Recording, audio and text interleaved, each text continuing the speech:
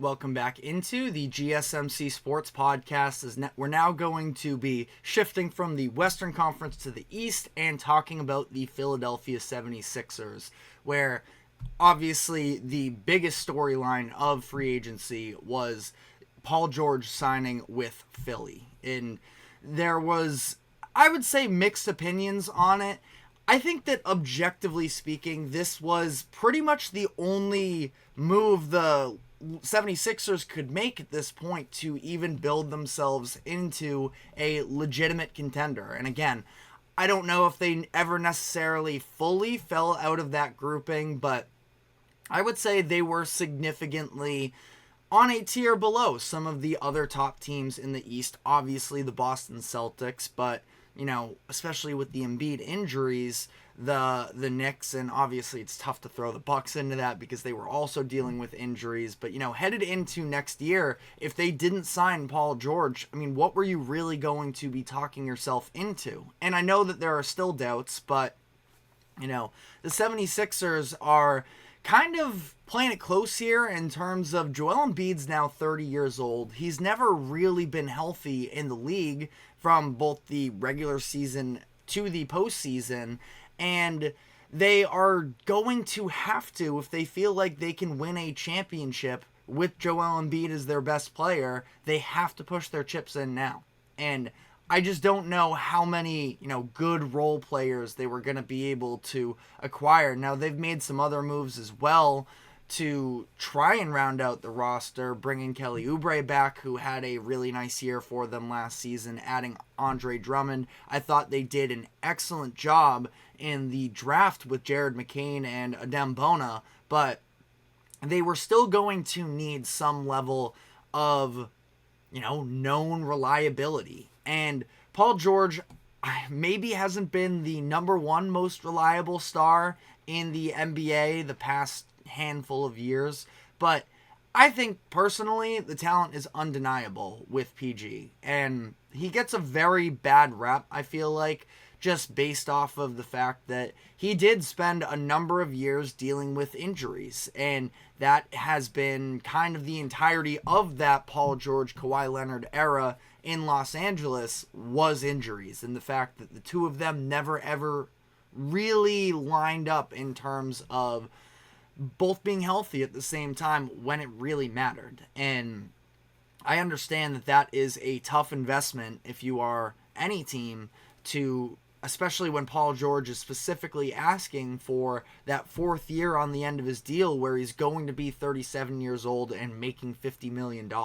Like, that is a lot to ask for, absolutely. But at the same time, I just think it was a no-brainer for the 76ers. But now they have this big three, which the big three feels like it is a model that is sort of dwindling, especially in this most recent NBA, and the way that the collective bargaining agreement has that, luxury tax, those luxury tax aprons that restrict player movement when you do have all of this big money on your roster. So, the 76ers were just trying to do whatever they could this offseason. And, the big three is going to be great for, 76ers fans to talk themselves into, for the, for the team itself to slap the three of them on some posters and build up excitement. And 76ers fans should be excited because there is a lot of talent on that team for next year. But I still don't know necessarily if it puts them above some of the teams that already were ahead of them. Specifically, the Boston Celtics.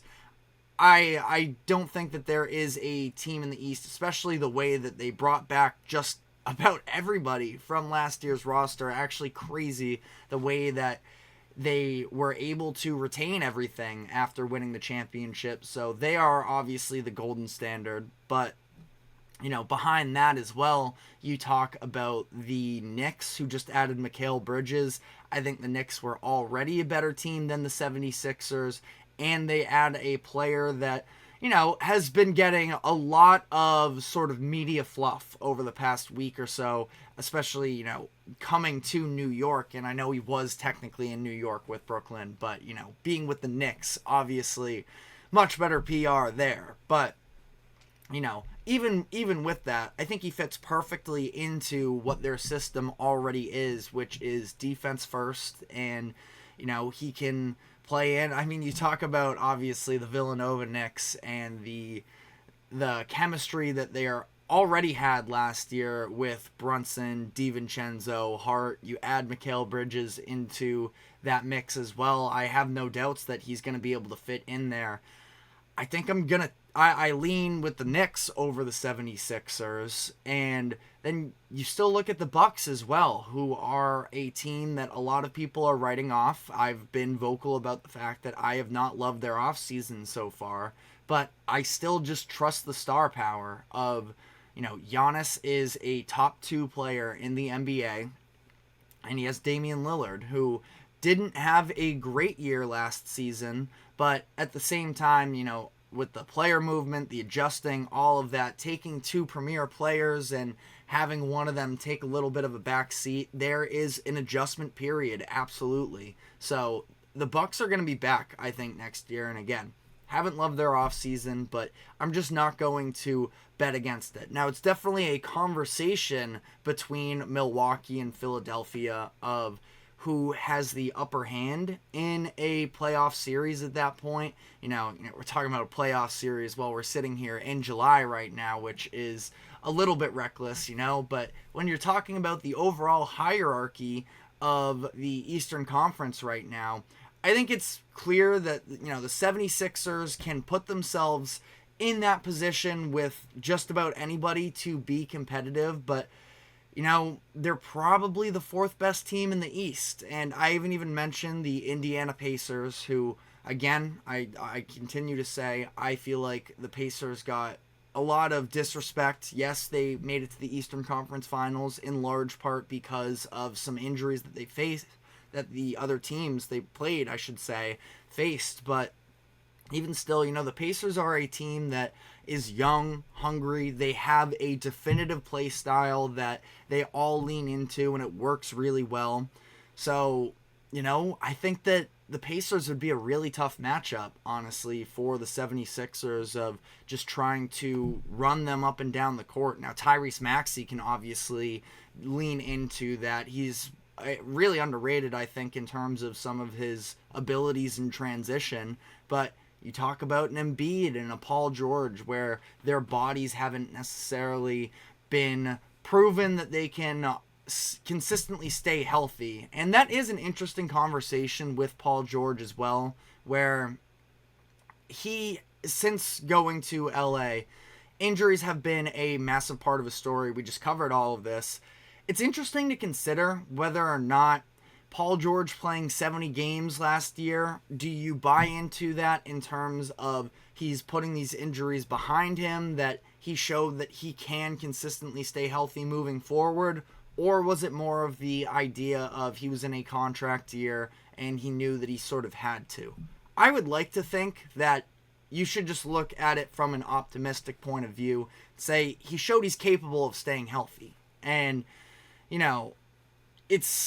it's a risky bet. Again, like we talked about in terms of a player in their mid-30s who has been unavailable for a number of these big moments. But I don't know.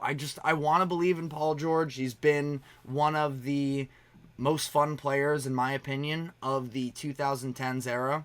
And now we are seeing him, obviously, at this older stage. But it's also, for whatever it's worth, he's going to have a lesser workload on his hands with Joel Embiid being the force that he is, having Tyrese Maxey be the primary ball handler, and Paul George just kind of needs to fit in, which I think he is going to almost seamlessly slide into his role in Philadelphia, and just try and, be that third option, be what Tobias Harris was supposed to be for the 76ers, and, just be reliable. And I think that it's going to work out for Paul George in terms of his fit in with Philly. But that being said, I just feel like there are a lot of very talented teams in the Eastern Conference at the top. And the Boston Celtics are going to be a handful for any of these teams to try and overtake. But let me know in the comments section where you think the 76ers rank up against some of the other teams in the East. But we're not completely done yet with player movement in the NBA offseason. There are still a number of people that are available both in the open market and through trade rumors, and one of those people is Brandon Ingram of the New Orleans Pelicans. So we're going to dive into the latest on the rumors surrounding him after this quick break. Don't go anywhere. We will be right back.